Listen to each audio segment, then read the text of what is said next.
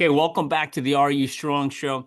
I have an awesome guest on the show today. And what I love about this young man is that he has stayed in college athletics for his career after he was done, as a college athlete, which is really cool. So he continues to impact college athletes for a job, which has got to be a lot of fun. But let me rip off this guy's history first, which is it's really nice to hear.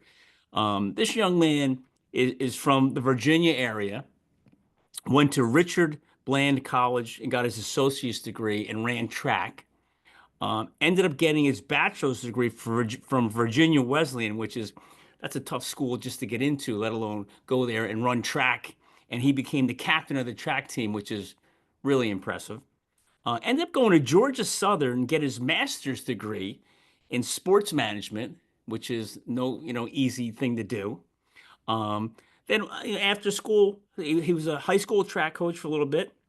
He was the assistant track coach on a club team at Old Dominion University, which is a cool school, right? Um, then went to Bryant and Southern, college as a track recruiting coordinator. So he got involved with attracting kids, which means if you can attract kids to come to your school, you got to have a pretty good personality. Then back to Richard Bland College, of William and Mary, to be the track coach and what I call the residential life coordinator. Now he's at Johns Hopkins University, right, as the director of life design for student athletes, student development, which has got to be such a cool job. Welcome to the show, Antonio Boone. Yes, thank you. Thank you for having me. I'm excited to be here today. We're glad to have you, but that's one heck of a track record in such a short amount of time for a young guy like you. So I got a million questions to ask you. So before I start hitting you with all those, why don't you just tell the audience just a little bit about yourself and we'll kind of roll from there. Yeah, so you kind of did a good job already. But again, my name is Antonio Boone. I am from born in Virginia, lived in Virginia pretty much all my life until I moved to Baltimore in March. So new to Baltimore area, but as mentioned, a huge track guy. Track really was the sport that I decided to stick with once I got to high school and been involved with it pretty much ever since, whether it's coaching, of course, being an athlete, doing some personal training and things like that as well here and there. But really just connected to sports and utilizing sports now as a tool to help people set up and build their future. So that's something that I'm really passionate about and found my passion from being a college athlete, struggled to make that transition out of college to now helping student athletes do that now. Cool. Well, how, track running, for those who like, I ran the New York Marathon a couple years ago. Running is not an easy thing to do, and when you're running every day as an athlete on a team, and every day you got to go to practice and run and run and run. Like, how did you choose, say, I'm going to go to college and be a track athlete? It really came down to I loved it. I enjoyed it. As far as the mental side of it, and the mental toughness that you get, it's really a battle with yourself every day to push yourself. Because, like you said, like running, it's a very tiring effort. We like to say sometimes that our sport is other sports conditioning or punishment. It definitely takes a lot of willpower from yourself and just pushing yourself to different levels every day, and just that camaraderie feel. I think is interesting, like that sport where all our teammates and things like we laugh together, we play together, we die at practice together. So it just brings us that much closer. And that's just something that I knew I wanted and needed. And I just enjoyed the sport. Like I did the sport in high school, but I was fairly new to the sport. So I really didn't have that much time. I wasn't a person who did like youth track and all that different type of stuff. Track really came because I didn't make the basketball team in high school. So if you played football, then you had to run track. So and I just fell in love with it and I stuck with it and I enjoyed it. And I just knew I wanted to do it. I was passionate about it. And my high school coach, one day he just told me, he was like, there's an opportunity for you out there. You just got to keep performing and get to it. And there's a college out there. There's his thing was there's over 400 Division I colleges, and that's just Division I. So there's an Yeah. opportunity somewhere out there for you. So once he told me that, I just took it and ran with it. No pun So intended. which events did you run? I was a hurdler, mainly a hurdler. So you ran, and then you had to jump over stuff, Yeah. Pretty you much, know? yeah. So were you, I know there's like the steeplechase, there's the 400-meter hurdles, there's the 60 and 100. I don't think 60 and 100. Like you Yeah. did all those? No, so steeplechase, absolutely not. Steeplechase is more of a distance event. Okay. That's far from what I did. I was more so a 400 hurdler. Okay. I did the 60s and the 110s, but I enjoyed probably the more painful of the hurdle events and the 400 hurdles. Yeah. All right. So 400 hurdle, that's once around the track. Yes. So how fast would you go once around the track while you're jumping over hurdles? Woo. On a good day, I think the best I got was like 55 seconds. No, whoa, that's a lie. 57 seconds. I mean, like it's so funny. It's like, oh, 55, no, 57. Like those 2 seconds, believe it or not, in college track is a ton, right? Yeah, no, it's a huge ton. And I truly only hit that once before my journey started going a different direction. So yeah. All right. So what, you know, can you talk about, I always ask like there's the recruiting process, right? Like you said, your coach said there's 400 teams out there just in D1. You'll find home. Then you got D2, D3, NAI, and all that stuff. What was the recruiting process like for you? I know that's so stressful for the young kids today, especially now. Like some of these high school kids they're not getting the shot due to the transfer portal and all that kind of stuff. But what was the recruiting process like for you?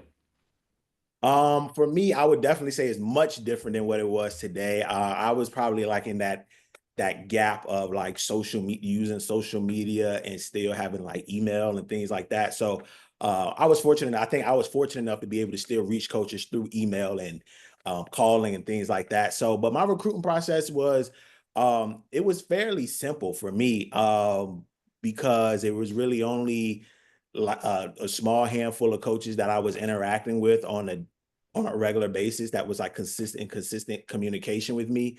And I just went on a few visits and I just enjoyed my visit at Richard Bland, a junior college. It was a smaller school, it was a smaller college, and it was really probably the coach that stayed in the most contact with me. And just from family standpoint with scholarships and everything, it was just the most affordable at the time and things like that. And I felt it just gave me the most opportunity at that time for the sport. It was giving me the most opportunity, but I think overall it gave me the most opportunity for development that I didn't expect to have. Right. Now, junior college, 2-year school, associate's degree. What was that experience like? It was an interesting experience, I would say. On the track side of things, it's definitely you don't have the glitz and the glam. We really didn't even have a track on our school campus. It was like a gravel track around the soccer field that we actually had. So we had to go up the street to like a high school track to actually utilize it and get hurdles and jump in the sand pit and different things like that. We actually had to go to a high school to do that. But I mean, we had like the weight room facilities and everything like that, but we still had like the dorms and everything that you needed. So we had all those different types of things, but it really was a tight knit environment. Like it was a small campus, so everybody knew everybody. We were in the middle of like cornfields and the middle of nowhere, so we had to create our own fun, which made the college experience better. And I would say like my best friends that I have from college, from going to two different places, really do come from my junior college experience because all we had was each other. Yeah. So it was a great time. It was people find it crazy that we have all these stories about how much fun we used to have there because there's literally nothing there on the college campus. But it was just a great experience, a great opportunity for development and growth. Yeah. Um, and we just made the best of it.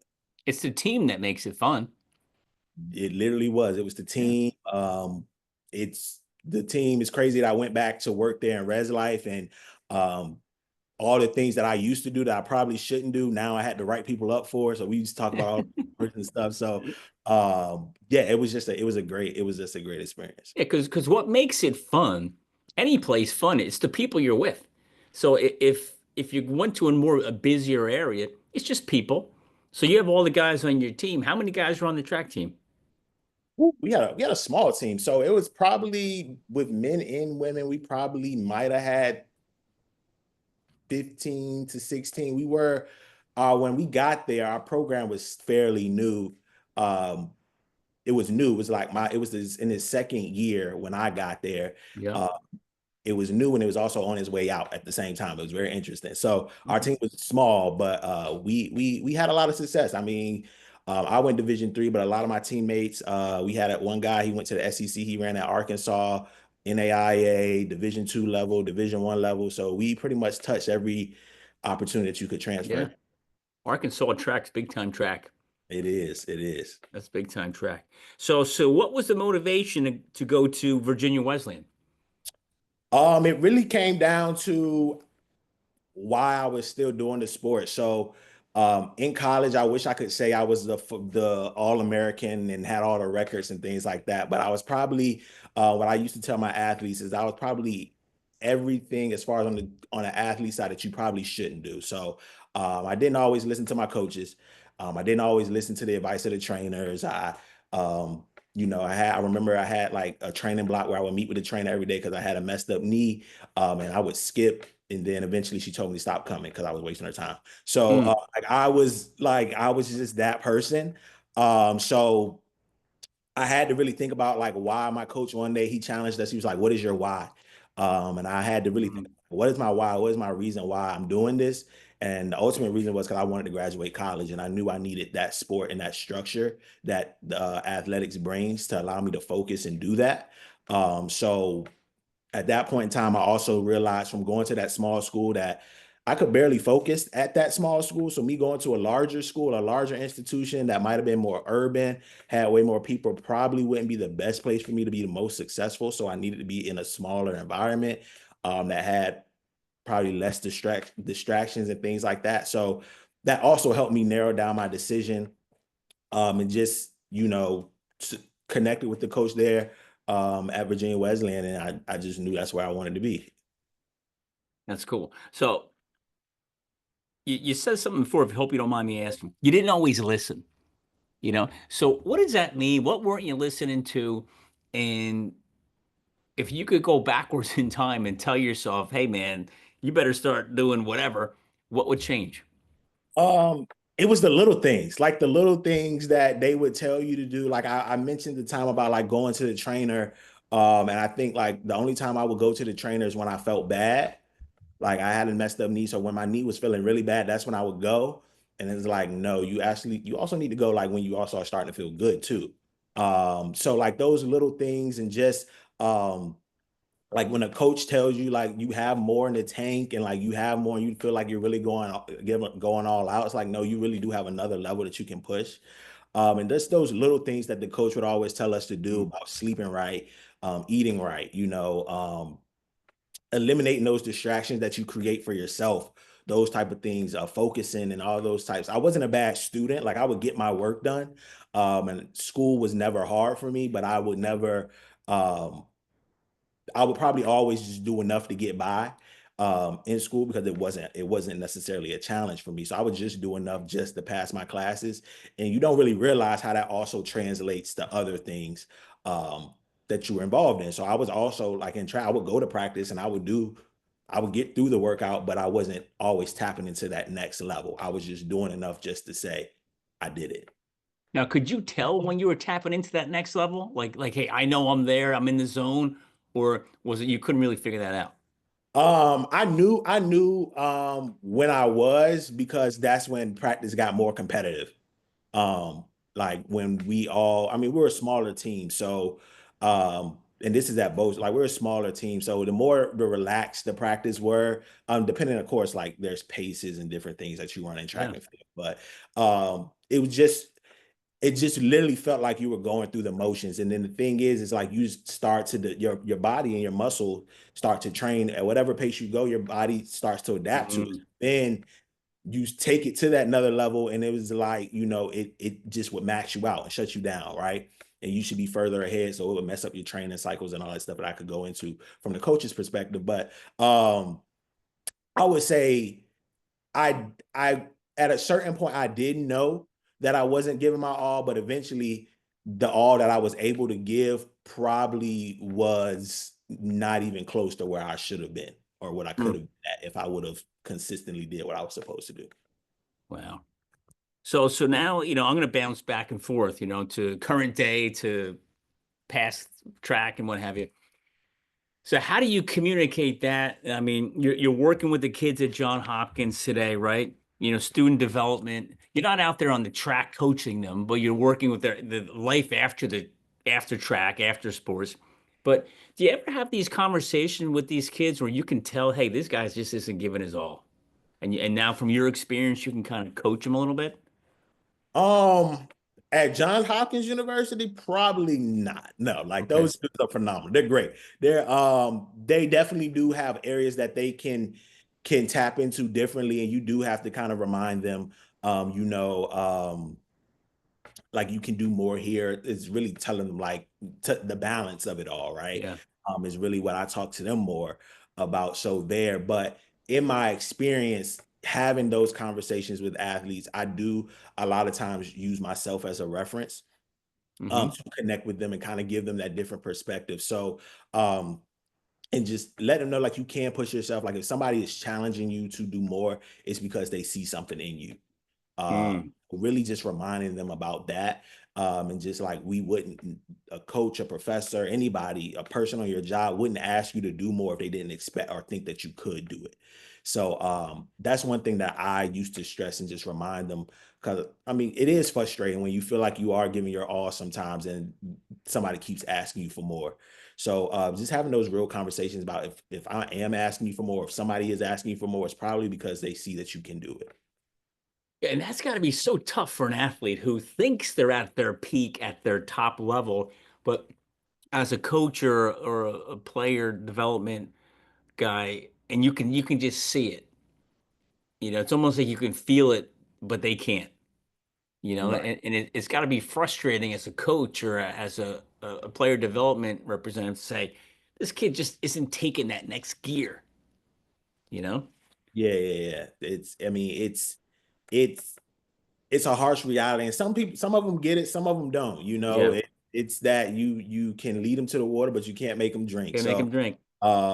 you just kind of have to roll with them and work with them, and eventually, in the perfect situations, they do come back around, and get the help and support that they need. Hopefully, it's not too late though. That's the No. only part. So in your athletic career within, college, what stands out as your favorite moment? My favorite moment. I would say my favorite moment in my athletic career probably would be it probably wouldn't even be me, like me doing anything. It would just be helping and supporting my teammates like achieve great things. So I've helped like when I was at Virginia Wesleyan, I had a teammate who was, who was really on the bubble for nationals and striving to get to nationals and things like that. And just really sitting down and just talking to him and kind of analyze. I think I was always coaching before I was really a coach. So like, kind of thinking about his race and things like that. And just getting that opportunity to see him succeed was probably one of my most fondest moments, I think, from my athletic career, since I feel like my athletic career went downhill very fast. But I will say a memorable moment I did have was probably my senior year of college and finally after being injured for so long, advancing to a conference finals. Um, it was a struggle getting there, and getting to that point of even just being able to run confidently, um, with knee injuries, hamstring injuries, groin injuries, stress fractures in the foot, like all on the same leg, all on the same side. Just being able, even though it was a bad race, competition wasn't good. Just me being able to make it to the finals was something I could be proud of. That's awesome. So what valuable lessons do you think you learned as an athlete in college versus what a traditional student might experience? I would say the power of being a good teammate and the power of being a good person. Mm, Um, you don't necessarily realize how far that can take you or what it can do for you in the moment. But I think just from me being a good teammate and trying my best to be a good person to my teammates and to everybody I met, it actually led me to more opportunities now, like looking back at it, for my future that I didn't even notice. And even just like in things that I was dealing with in while I was in college, it allowed opportunities and things for me to have and have access to just from being that good person and that good teammate. So I would say the most valuable thing is like any space, any environment I am, I just try to be the best person that I can be. Um, Even if it's work now, if I may not have all the answers and have all the resources and be able to solve all the problems, I know I can at least be a good person and be a good support system in any space that I enter. I mean, I love what you said, even though your second part of the answer was the getting to the finals, right? But your first part is you love to help your teammates achieve great things. I mean, you don't hear that a lot from current world athletes. Many of them, it's all about who? By itself. About themselves. But for you to say that now, again, you said it first. Now you could have said it, well, me, the track, the conference championship, and also I like helping other guys. You boom, it came right out. Can you talk more about that and what that means to you, and if other guys or girls on any team or sport thought that way, where would their achievements go? Yeah, I think for me in my situation, like I realized that I was not everybody plays a role on the team regardless. And track and field is it's an individualized sport with a team concept. So I mean we run for ourselves, right? Like the team doesn't have to make it to nationals, but I can. The team doesn't have to make it to the championship, but I can make it to the championship round. So Mm, um I think just in that, I realized and I was very real with myself at a certain point that the success that I was hoping for in track and field probably won't come, but that doesn't mean that it can't come for somebody else. And it doesn't mean that I can't have a role in that. And I can support them through that. So I just wanted, if I knew like I had a reason to be out there and I was going to show up every day and come to practice, that I had to do something that added value. So if it was just being there to push you one more rep, if it was there to if to stay back after practice and look at your block start, like whatever it was, like I was willing to do that because I knew I had a role on the team. And if it wasn't necessarily be the person that's going to score all the points, there was something that I could add value to the team in some way. that's awesome. How many people do you think that way today? Um, eh, I would say from my coaching experience, it depends. It was team by team, right? Like Okay. coach, team by team depends. There are a lot of athletes who do think that way, um, to sometimes to a fault, Okay. right? But there are a lot who do have that I that me mentality, Yeah. uh, and our role as coaches, and I felt like my role as a coach was to help them realize that, like, yes, you can do it, but you can get further with the Yeah. help of others. That's great. So what kind of, say, mental pressures or challenges did you face as a college athlete, dealing with academics, dealing with your sport, and how about balancing your personal life, all mixing that together? How challenging was that mentally? Um, it definitely got more and more challenging as the years went on, I would say, like I said, academics, I didn't necessarily struggle in. Um, I knew how to pass the test. I knew how to write a paper. Um, I knew I could get schoolwork and things like that done. But of course, as you go on and the classes start to ramp up and the requirements and the things that you have to get done, it does get a little bit more tense. On the track side, I was going to show up. I was going to come to practice. I was going to do everything I needed to do. But I was injured. I was injured a lot of the time. So showing up is one part of it, but not being able to put your best forward or what you feel you can do um, sucks. And it takes away a lot from the experience. So that was kind of a down point. And then just like personal life wise, like my last 2 years of college, I was commuting. So now I wasn't living on campus. I had to keep up with the car. And so that means I had to work. I had to work a part-time job and Mhm. things like that. So I was going to work um before I would even go to campus. And luckily at the time I didn't have morning practices, so that was it all worked out. And then I was also had a work study job on campus. So God. doing a lot of different things, to help also support and pay for school. Because of course at the Division III level, there's no like athletic scholarships and there were other Right. opportunities. But um, so I was doing a lot there. And then literally my last semester of college, my car broke down. Oh So boy. so now it was that thing of, do I finish my last semester of college or do I just wait till I get a new car and come back and finish the last? So ended up living on my friends' couches, staying in rooms and with my friends, putting them in jeopardy of getting kicked out of school, all that different type of stuff. So sometimes I was staying up in the 24-hour study lounge because I didn't want to be in the way. And I would sleep in the locker room, take naps in between classes, just anything to make it work. So it did become challenging, and mentally it was a lot, but I just had to. I was like, I'm at the finish line. I got to figure out a way to make it work and push through. So it was definitely a challenge, and it was very draining at the end of it all. Where you think You were it's, going 7 days a week. oh yeah, for sure, 7 days a week, mastering the schedule, putting the schedule together, being very aware of like the Right. track meets, everything. It So was a job in itself. I don't know how the heck you did it because, the story of today, let's say today's athlete, college athlete, I mean, the big schools, they get so, it's a college athlete's job is difficult. I don't care what sport you're in.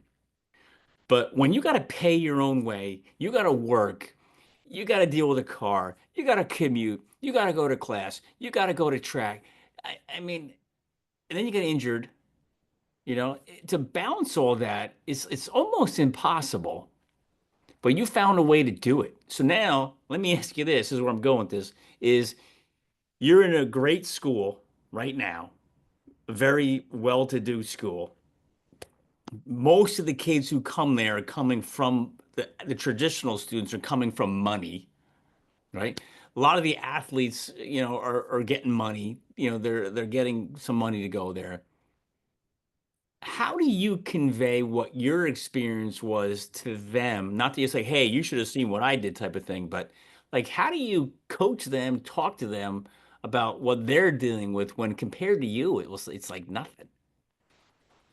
I mean, it's all about balance, right? Like, I mean, depending on what a student is dealing with, um, and how they, like I said, a lot of the Johns Hopkins students tries to do a lot. So we have phenomenal athletics. Like it's Yeah. insane. It's a Um, great school. how great our athletic program is, and academically, it is the most rigorous thing I ever seen. Yeah. Um, and they do a lot, but they also, on top of that, want to be involved in all the clubs. They want to be involved in research. They want to be involved in all these different types of things. So, um, even though my story of balance and how to figure things out was more of, I would say, survival.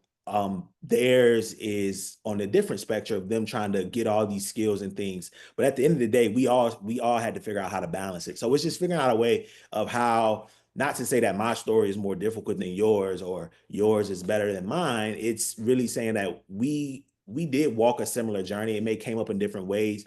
But these are the things that I did to have to balance my schedule. So is there any way that the things that I did can help you balance your schedule or balance your time or help you overcome your situation? So it's not necessarily looking at the things that we're doing, but the skills um, that I utilized, either that I learned or that I had to come up with. How can those things help them in that moment? So Yeah. I think that's just one way that I use. All A right. lot of the stuff that I do and how I mentor is trying to see how I can give them real world examples and real life examples. Yeah. So how do you help a young, especially who's worse, the freshman or the senior? I shouldn't say worse. Who have the biggest challenges? The freshmen who are trying to figure out college life as a whole, or the seniors who think they know it all?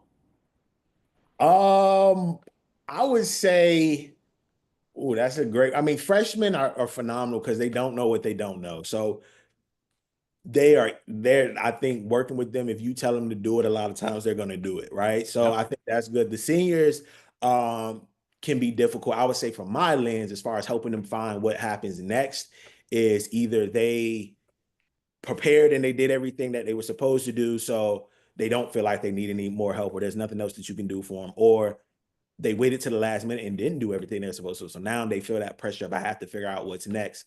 Yeah. Or they thought they knew what they wanted to do all up until they got to halfway through their final year and they were like, I don't think I want to do that anymore. So now what? Right. So I think it shows up in different ways. So I would say if I had to pick, I would say the freshmen are easier to deal with from my end. Just because they don't know what they don't know They're when a it clean slate. right. But they have their different challenges as well. All right. So how about from an injury standpoint? I know you mentioned before you had injuries. How did you handle it? How did you handle it mentally? Like you said before, you couldn't be out there with your teammates. That is so hard. Because I had a number of injuries, and to be stuck on the side sometimes is it's so mentally draining. That like, how did you deal with that? What kind of injuries did you face?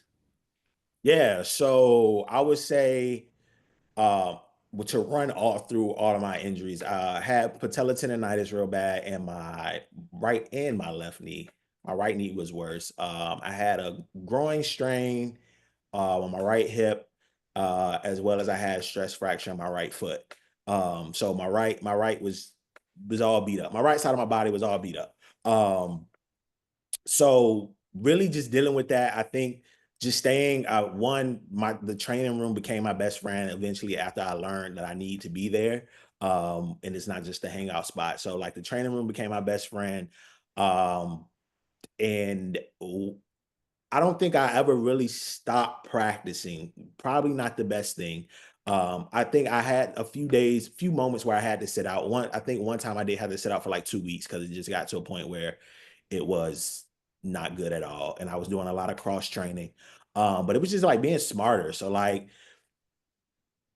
pre-treatment, before practice, treatment after practice, treatment in my off days, treatment on my on days, in between classes, like whenever, like I literally lived in the training room. At one point, I remember falling asleep on the training table sometimes. Like that's how long I was in there, whether it was getting heat on my hamstrings, my quad, whatever I was doing. So, um, but I mean, it was a challenge because you wanted to push your body way more than what it was allowing you to do. Or way more than you, not that it was allowing you to do it, but like you knew you shouldn't push it that more because you had Yeah. 5 hours to do it. You had this many more things. So it was a lot of being strategic and trying to do strategy and just trying to do the best you could. But eventually for me, it honestly just came to a point to just have fun with it. Um, because I just knew like the only way that I was going to heal from a lot of my injuries was I had to shut it all the way down. So I was like, well, if I'm gonna still do it, I just got to go out there and have fun with it and just push myself till I can't anymore. And I would say, honestly, once I got to that mindset, um, during practice, I didn't feel as much pain as I did afterwards. Before, I think when I Okay. was thinking about it more, I was in more pain during practice than I ever was. Uh, at that point, once I just said, you know what, go out there and have fun with it, the pain really was just after practice. That hurt the worst. While I was in it, I could make it through. It's amazing what our mind can do, isn't it? Yeah, it's You it's know? So how about this question? I love asking this one because everybody's answers are different. There had to come a time when you knew it was over. How did you handle that? Where, hey, you know what? Today's the last race I'm running, or the last practice I'm in, the last team meeting, the last whatever. How did you handle that when you knew it was done? I would handle it with joy. I'm not gonna lie. Like it was not a sad moment for me. I was already prepared for the end before the end was even close. Like I think I had got to the point where I was essentially ready for it to be over because I could breathe. Like I didn't, my schedule opened up more. Like I just could breathe more. And I already had all that other stuff going on. So I was like, I actually could use this moment and this downtime. But I will say, I mean, it is a bittersweet moment because I think for so long you were on that structure that now you don't have that, right? You don't have that. Your everyday routine is no longer your everyday routine. And I think for a while, like you still are in that routine. So like even when your season is over, and for track season, it pretty much goes all the way up until graduation, depending on how far you make it. Like you still find yourself going to the locker room, right? You still find yourself um getting up for morning lift or a morning run at the same times. And it's like, I think for a lot of us, we still did it. Yeah. Maybe we didn't practice as hard. We probably go to the weight room, or I think we did find joy. And my friends is we actually got to play basketball freely without having to worry about if coaches coming or anything. So we did kind of enjoy that. But it was just it's that moment where you just sit back and it really does force you to reflect and be like, all right, like what am I what can I do now? Like what's next? And I think that's a large part of, when anything comes to an end. It's you need that moment in time to just think about like what's next, like what do I do now? Yeah. So I love what you said, reflect on what's next, right? So as an athlete, I don't think most of them are aware of the tools and resources that are available. So when you were in school, were there any, was it the coaches? Was there programs in the school? Who was there to help you with what's next? You know? And in today's world where you're at now at your school, Johns Hopkins, what kind of resources and tools are there now to help the athletes with what's next? Yeah, I'm glad you asked that question because if I could tell you what tools and resources were there, I would gladly do it. But I truly don't know. And a lot of that's because I didn't look for it. Mm, Uh, I did not, I didn't look for, I mean, I knew there was a career services department. I really didn't know what they did. I remember literally it was probably 2 weeks before graduation when I finally tried to email somebody to help me with my resume. Like I did not utilize any of those resources at all. I did it in the only reason I really did an internship was because I needed to do one to graduate for my senior class. And my internship was literally, I think uh I can say this freely now, was I asked my work study supervisor if he could give me some more responsibilities and call it my internship. Like I literally, like when I say I didn't put the effort into it, I truly didn't. So now when I talk to my students, I always like when I do my first introductory meeting, I introduce myself as I say, I'm passionate about what I do because I get to be the resource that I wish I had, and parentheses mm. say I wish I utilized while I was in college. So now I would say like resources that we have. I mean, we help all the way through. I mean, from freshman year all the way up until senior year. That whole idea of like student athlete development, we resumes, interviews, internships, all those different types of things. We provide our students with. I mean, we provide them with tools. We take them to different industry sites. I spent the week in New York exploring the finance industry. Like we do all of these things, and I think my number one job is just to make sure that I'm present and I'm in their face.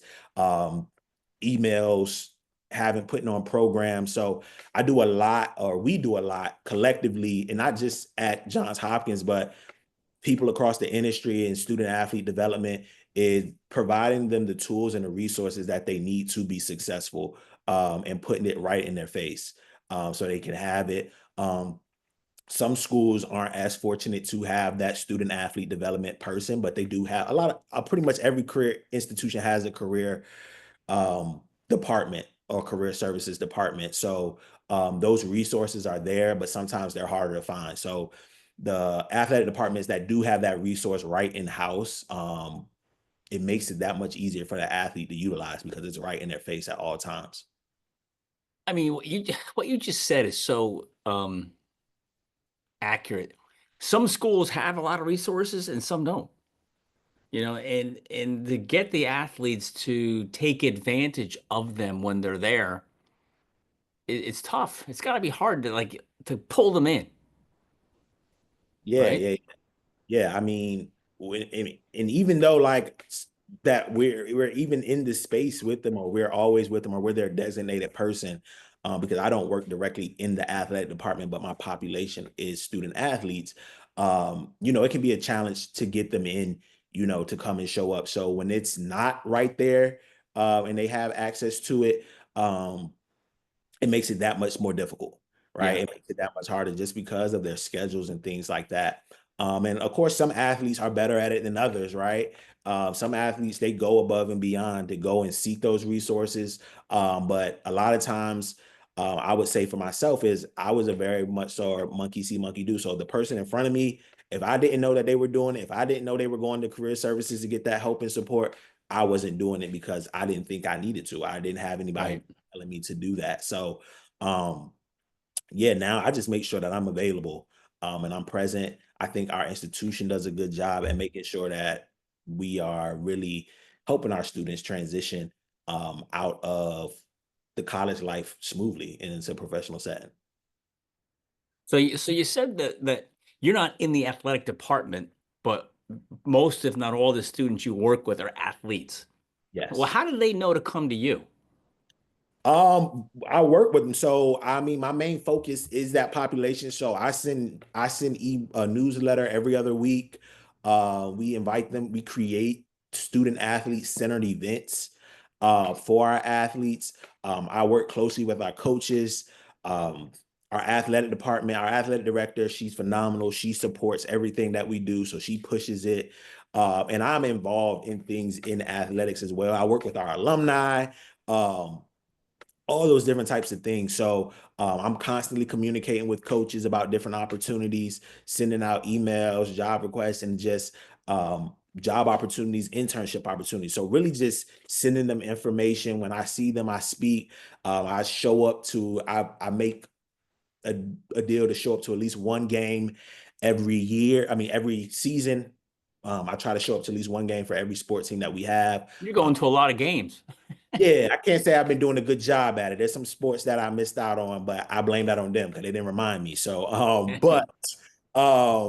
I just try to be present. I try to involve myself, work closely with the coaches. Like the athletes are going to listen to the coaches. So there's no way that I think I can just get them to come on my own. Even though I believe I have one of the best personalities out there, I know that they're gonna. If the coach tells them to do it, they're more They're going to inclined. do it.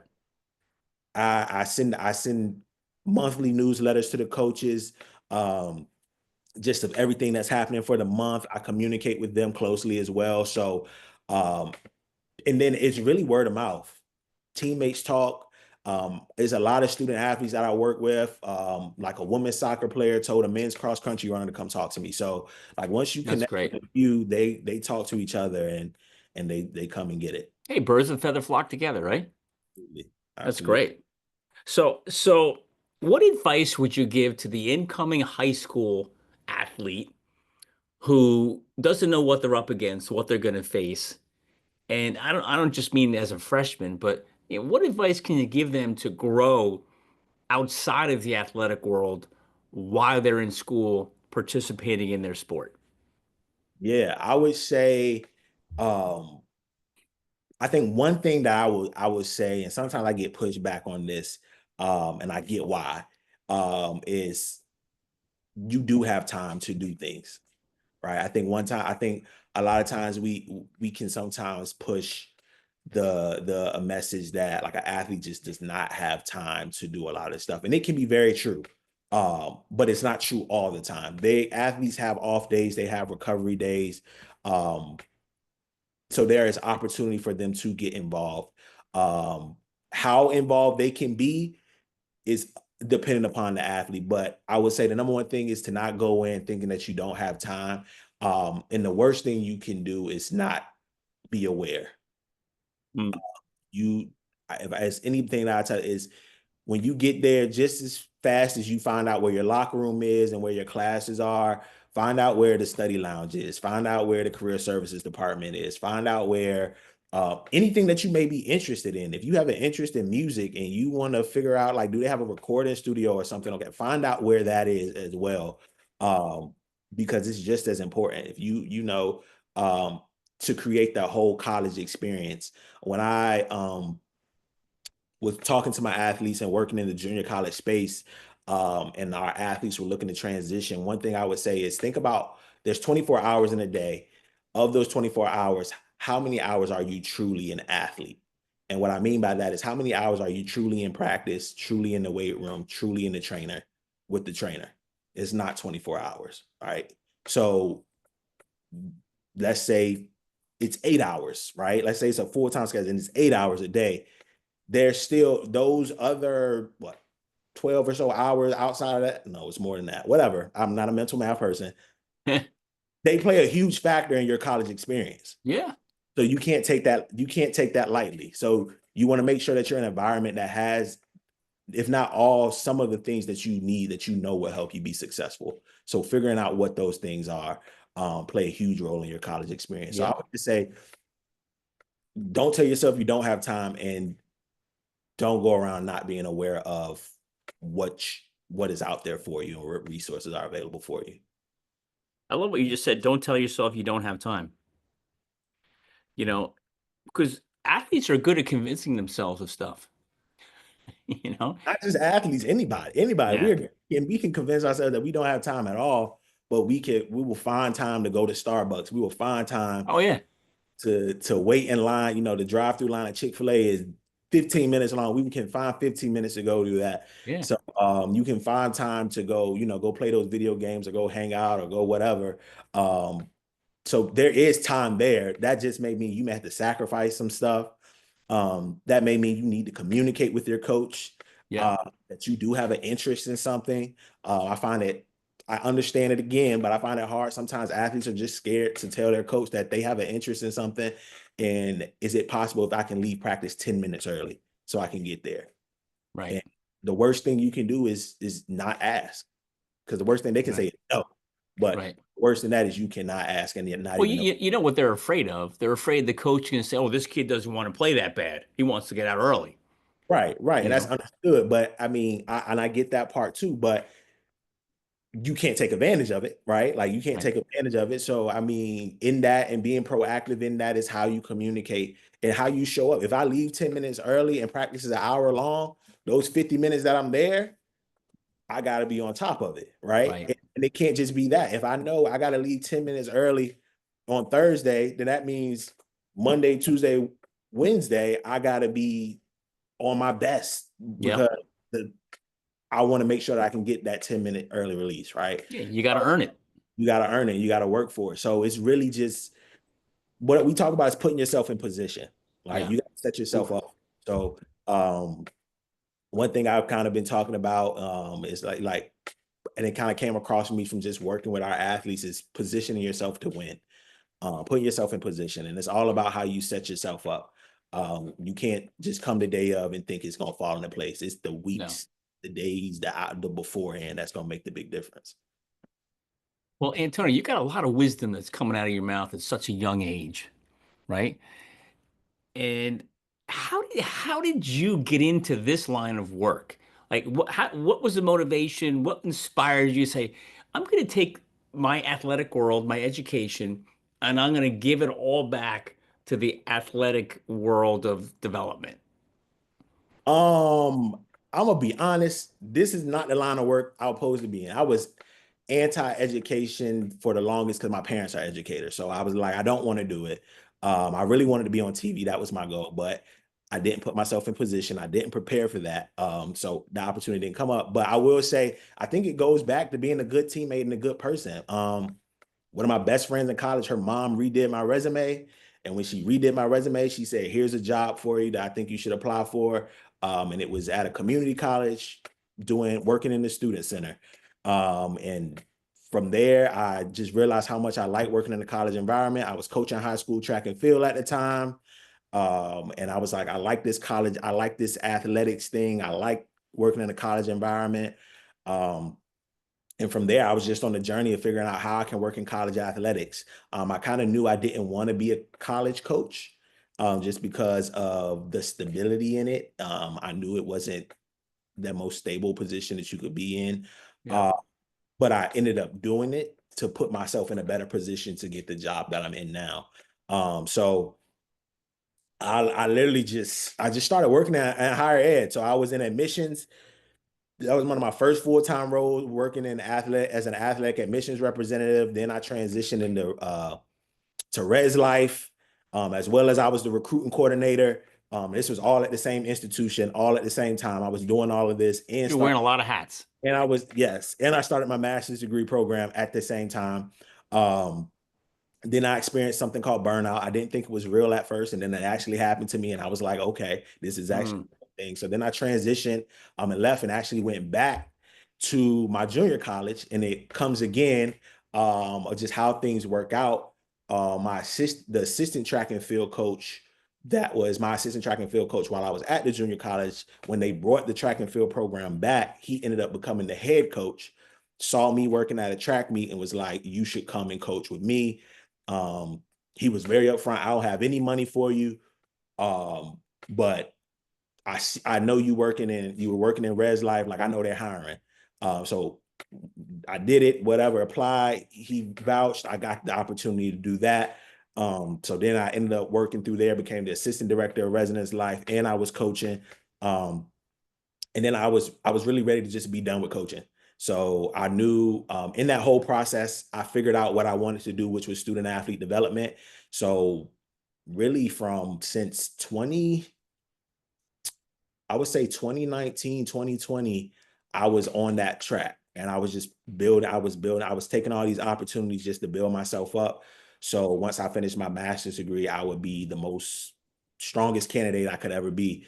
And I landed in this opportunity at Johns Hopkins, a school that I know I wouldn't qualify for academically at all, but I think my expertise and just my background allowed me to qualify for the position. So it was really just building blocks, but it all stemmed from, like I say, being a good teammate, being a good person, having my best friend and her Mm. mom being so good that her mom willingly redid my resume and sent me that first job opportunity. And I fell in love with it ever since. It sounds like, Antonio, that your success, right, is due to all the giving that you do, all the giving back that you do, because it sounds like some people gave to you along the way to help you figure out what you wanted to do, and now you're just reciprocating back. That's how it works. It's a full circle. That's all I try to do is just give back because so many people have given me opportunities, even if it's just advice, you Yeah, know. I just work on it and I just do the same thing and I just keep giving it back and things just keep happening. that's awesome. So you said burnout before. How did you handle that? How did you know you were there? How did you handle it and how did you recover from it? Oh yeah, I knew I was. I would say I didn't believe burnout was real, and I think it was because I am an athlete, and I was like, "What are you talking about? You just got to work hard. You got to grind. You got to grind." Burnout, like what? What are you talking about? And then I knew I was there because I had been working in the job for 3 years as an admission rep. So, doing the college tours and taking students around the campus. And my campus building was a small school, real small, one building, had everything. And I was literally just forgetting stuff, like things that I had been doing for 3 years. I was forgetting.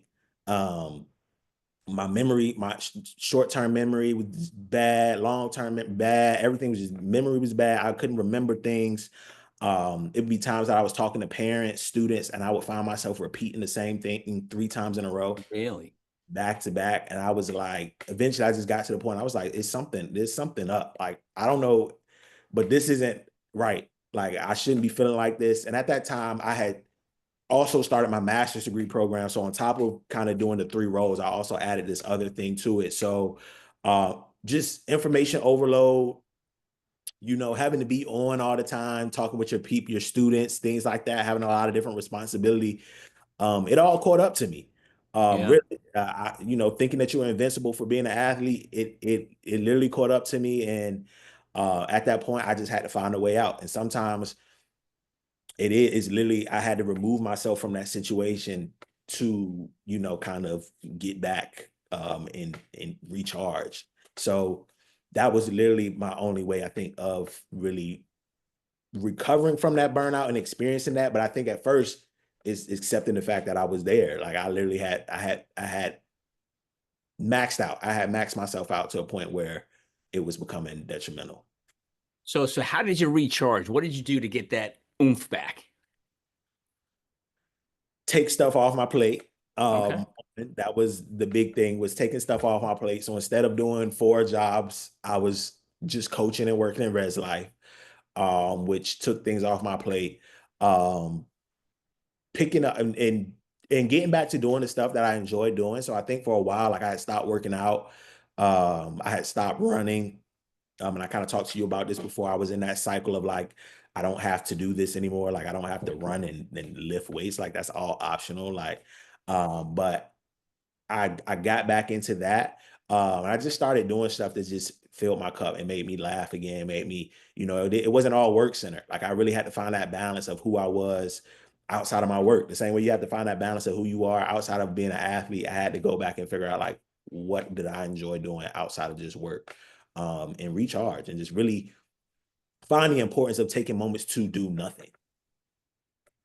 Like that was, I think, another big pivotal factor is like doing nothing is okay. So that's what helped me.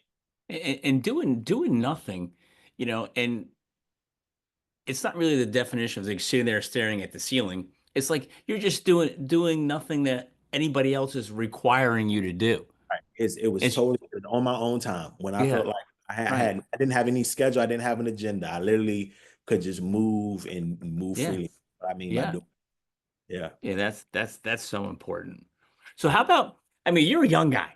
You have so much in front of you, career wise. What are your career aspirations? If you could paint a picture of the next 3, 4, 5, 10, whatever years, what is your career looking like? Oh, I wish I had an answer for you for that. I think because for so long I had focused on getting to this point that I'm in now. But I mean, it could be anything. Like, I mean, it could be college athletic director. It could be get into higher education consulting. It could be, um, I could leave education as a whole, right? I don't know. My options are open, but I enjoy the higher ed space for some reason. So it's probably going to be something in higher ed. I don't know if I would stick with, I enjoy working with my athletes. So college athletics is probably where I would lead and stay in, but Hmm. if opportunity comes somewhere else, I'm not going to say I would turn it down because as much as I enjoy working with my athletes, I enjoy being a service to all students. So, and just looking at different perspectives because I learned a lot of stuff that I learn and tell my athletes, I probably learned from another student who wasn't an athlete and they may have more time to experience some other things on campus. Yeah, Okay, that might be valuable for one of my athletes, and I tell them about it. So, um, who knows? I don't know, but right now I'm enjoying the space that I'm in. Um, I plan on being stationary for a little bit because I've moved around a lot in the past 5 years or so. So right. I'm gonna enjoy this space that I'm in and just find growth opportunities where I'm Yeah, at right enjoy the moment. now. Yeah. So some people might be listening and saying, "Well, it seems like a pretty cool career path, getting in higher ed, working with athletes, spending every day in an athletic environment. What are some of the challenges that are in your career and that you deal with or that the future puts in front of you if you want to continue to grow in that space?" Um, well, I would say the first challenge is you have to realize that this field is not a money grab industry, right? Like so as we know, education as a whole is not necessarily the place to go make that six-figure job with only 2 years of experience. Like that just doesn't happen. So that's a challenge that you deal with constantly because you feel like you're doing way more than what you're getting compensated for, but that's where Hmm. the passion and the love kind of comes in at it. I would say a challenge is that things are changing um just like in anything. But the moment that you feel like you got it under wraps is something else is always changing, something is always developing. um Students generations are changing, so you always have to kind of level up with them. And that can sometimes be a challenge um as well. And just really sometimes finding your niche and finding your lane. And because in higher ed as an ecosystem, there's a lot of different capacities that you could work in. It could be res life, it could be, student life and student engagement, it could be career services, it could be athletics. It's a lot of different things. So if you're a person who loves to do a whole lot, it can be a great thing, but it also can be a tiring thing as well. So kind of finding your lane and your niche and your path can be a challenge also. Um, and I think a lot of days and sometimes you have those moments of questioning, like, is this really what I'm supposed to be doing? Because you don't necessarily see the financial rewards, or sometimes your students aren't always as responsive as you hope they would be, or you could put on an event that you feel is fantastic and is right on time and it's everything that they need, and only two people show up. Like, Mm, like those things can really, hit you. frustrating. Yeah, it can be very frustrating. So it causes you to question sometimes, like, am I doing what I'm supposed to be doing? So you just got to have strong faith and just understand why you're doing it and be passionate about it, and find your passion. This is definitely hard work. It's definitely passion work. So that's something that you should be aware of going into it. And sometimes you just have to get in it and find it. I didn't know I would enjoy it. Like I said, I was everything but education. Coming out of college, I didn't want to do it because my parents are educators, teachers, and principals. So I was like, no, I'm good. I didn't want anything to do with education. But once I got in it and it was in the environment, I think that's one more thing that kept me, was just being in the environment. It's a place of growth, it's a place of development, and it's a place where your main responsibility is to help somebody else. Yeah. I mean, you just answered the next question I was going to ask you is like how do you challenge yourself to stay motivated in that world? When you say it's not a money grab, but if you want to be an AD, there's money in that. And but that's down the road, but I love what you said. Sometimes you just have to jump in, to find your niche, and if you don't jump in, you're never gonna know. Yeah, that's the idea of curiosity. It's a power thing. Stay curious, keeping your mind open. That's one thing that we talk about in the life design lab, is just being curious about everything, never lose that curiosity. So um that's just one thing that keeps you motivated. You can always learn, just as much as I'm teaching, I'm learning from my students. So I enjoy it. And it's just, I mean, it's a place where you can be who you are.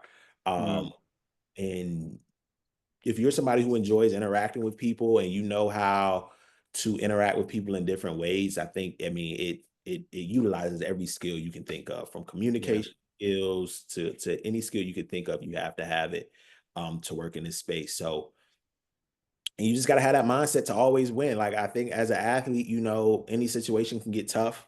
It can be a challenge and you have to find a way. So even in those moments where you feel like you're not connecting with students, you got to go back to the drawing board and think of a new way that you can. So it takes you to another level. Yeah. Well, you said stay curious, stay open-minded.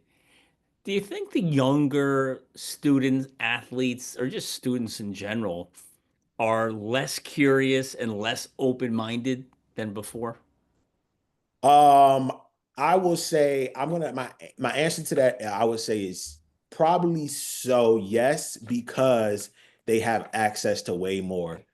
Um, like, you have all these day in the life videos Yeah. and all these different things where you can get the inside scoop of what it's like to be an accountant, what it's like to be a producer or a broadcaster. You have all these behind the scenes access, and you have so much information out there that you can read it, you can see it, you can touch it, smell it, all those things. Yeah. And you feel like, you know what, that's exactly what I want to do. So the idea of being curious kind of goes away because you see it all for yourself, even the things that you don't like, right? Like, you can see, what it's like to be a teacher or to be a professor or whatever. You say, like, oh no, I don't like that. But it's the things that don't show up on camera that is what keeps somebody at a job, right? Yeah. Keeps them in the position.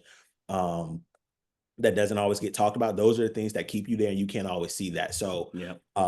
in a world, in a space where you have so much access to so much information, it can be a challenge to be curious about a lot of different things, especially if you don't lead with the curiosity. If Yeah. you see everything as an absolute when you first see it, um, it does make it difficult. Yeah. And Antonio, I'm gonna take a big guess here that each semester, let's just say, there's that one kid that you just impact and you're like, wow, this is great. Like if you could just help and influence and impact that one kid and guide them, coach them, or change their life, and just put them in a different direction, and you had something to do with it. That's got to just be so rewarding internally. Yeah, it's the best part of the job, especially you meeting a student at their freshman year. I would say like the first students that I really worked with closely, they just graduated with their bachelor's degree like last year. So some of them went on to get a master's degree, and they had like COVID years and all this stuff. So they've gone on to keep going. So, but seeing those moments, um, it does mean a lot. And it's another thing that keeps you in that place, that student that was ready to drop out and give up. Um, and you were able to help them. Like I remember when I was working in Res Life, I had this student who was really ready to move out. Was like, I don't have the money to pay for it. I can't do it. And I literally called down to the financial aid office. And I sauced the story up a little bit. And I said, she's a great student. She comes to my office all the time. This was literally her first time ever talking to me. Like, is there anything we can do? And miraculously, they found the money for her. Like, she stuck it out, graduated things, but in that Yeah. moment, it was over for her. Like she was done. I'm ready to leave. I'm And you ready to changed her life forever. You changed pack her it. life forever. And in that one moment of just being like, you know what? I've never really interacted with her before then, but I saw her on campus. I would always see her going to class, always had a smile on her face. So she always had friends around her. So I could tell, okay, you're a good person. You're doing everything you need to do. You haven't caused me any problems, any trouble. The least I can do is try to see is there any help or support I can get you. Yeah. Uh, and that also came from me just having good relationship with the people in the financial aid office, Yeah. right? That they were willing Yeah. to answer the phone and take a little extra time out of their day to find some extra funds that they say aren't there, but sometimes they just pop up out of anywhere. So um, those moments like that, they remind you like, okay, I'm doing something right. I'll push it another 6 months. Like just that Hmm. one moment gives you another 6 months to keep going. More schools need guys like you. You know, the attitude that you have towards giving is it just shows in everything you're saying and doing. And look at your path. It just continues to develop and grow. And you're such a young guy. Like, You got so much, you've done so much in such a short amount of time. You've impacted so many people in such a short amount of time. God knows what you're going to do over the next 20 years, you know? it's great stuff. I hope it's great stuff. Just staying Oh involved. yeah, I'm sure it is. Well, Antonio, I've asked you a ton of questions here today, and I appreciate your time and your story and what you're telling. Is there anything I haven't touched on or talked about that you think we should hit on before we wrap it up? Not at all. I mean, I think the number one thing I think I wrapped it up for myself is to just to stay curious. Don't close yourself off and just know that, being an athlete, you are more than just that athlete, and there's more to it than just your sport, running, jumping, shooting, throwing. Like there's a lot of different things that you can do, and that your sport can take you way further than just being on the field or being on the court or being in the pool. It can take you a bunch of different places. And be a good teammate, be a good person. At the end of the Yeah. day, whatever you can do is you can be a good teammate or a good person. Well, I love that, and I love what you just said. You're more than just an athlete, but being an athlete is what makes you more than something else for someone else, Exactly. Yeah. which is so cool. But Antonio, thanks again for being on the show. This has been a lot of fun, and I just can't wait to watch your career path grow and develop, and I can definitely see you being an AD one day. Hey, fingers crossed. I hope it works out that way. Well, I'll be watching it, and when you do hit that world of success, I'd love to have you come back on and talk about that journey next. Most definitely. Won't forget it. Let's do it. Thank you.